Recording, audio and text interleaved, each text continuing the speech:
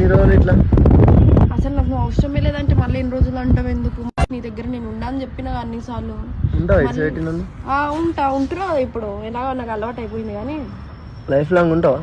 ఉంటా. హ్యాపీ ఉన్నావా? చాలా. నేనైతే హ్యాపీ లేను. చెప్తున్నా కదా నాకు వద్దు, నువ్వు కావాలి.